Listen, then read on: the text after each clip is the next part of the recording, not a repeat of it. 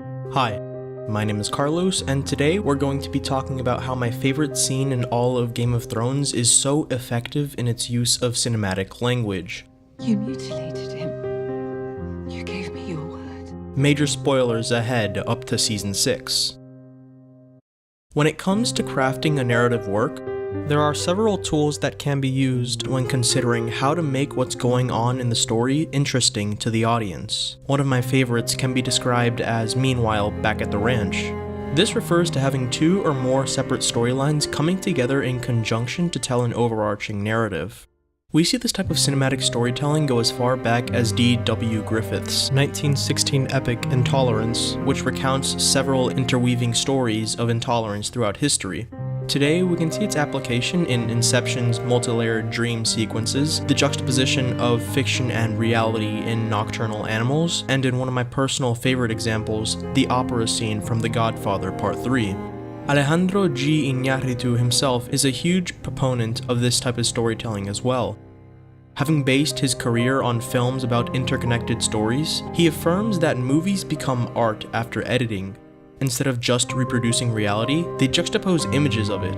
That implies expression. That's art.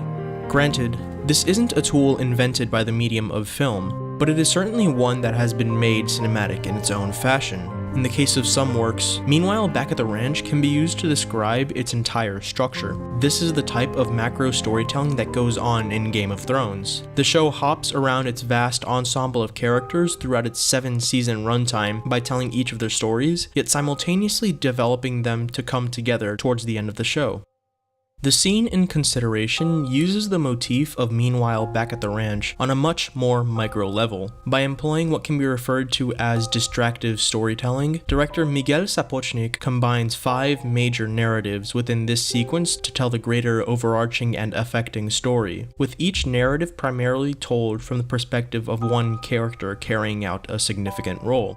Cersei, Tommen, Margaery, Lancel, and Pycelle. The cross-cutting begins with Cersei, who at first glance seems to be preparing herself for her trial, and Tommen, who despite being king, is restricted from going to the trial by Gregor. I'm late for the trial. Their presences are established within the first few moments of the scene, but because their actions remain minimal within, the next time we see the two of them is at the end. Between the introduction of the situation and its resolution, what remains are 3 of the minor sequences. Pycelle's sequence sees the Grand Maester led down to a chamber where he will ultimately be killed by Qyburn's proxies. But the situation here is not presented in a straightforward manner.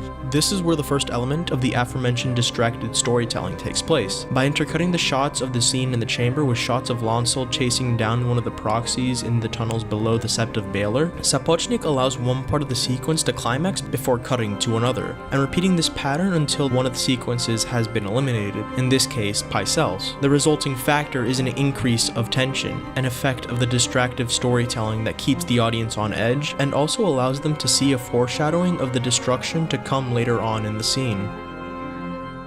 With Pycelle having now been killed off, the episode returns to the tunnels, where the sequence is again built to a climax with the proxy stabbing Lancel and leaving him to bleed out. Before this conflict is resolved, however, the audience is brought back to the Sept of Baelor, where Margaery begins to suspect something, but our attention is again driven away from her and back to Lancel, who finds himself in a tunnel full of barrels rigged with wildfire, and by quickly cutting back to Cersei in the Red Keep, the audience is reminded of who is truly in control of the situation. Through this constant building up of the tension within the scene and the neglect of resolution, the episode continues to draw the audience in towards what is going on. The tension is only further affirmed when Margaery finally confronts the High Septon and challenges him directly in asserting that something is wrong. We cannot escape the justice of the gods. Forget about the bloody gods and listen to what I'm telling you. Cersei understands the consequences of her absence, and she is absent anyway, which means she does not intend to suffer those consequences. And because of preceding events in the series like the Battle of the Blackwater, Get down!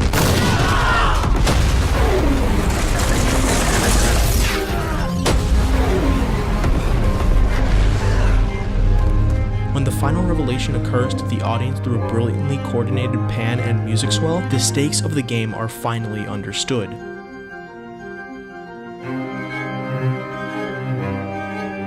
The remainder of the scene is classified by a greater increase in the coordinated, chaotic feel of the music, as well as the characters taking action upon their situation, but forced down by the helplessness of it all. Let us through! And with a final realization of their doom, the tension explodes.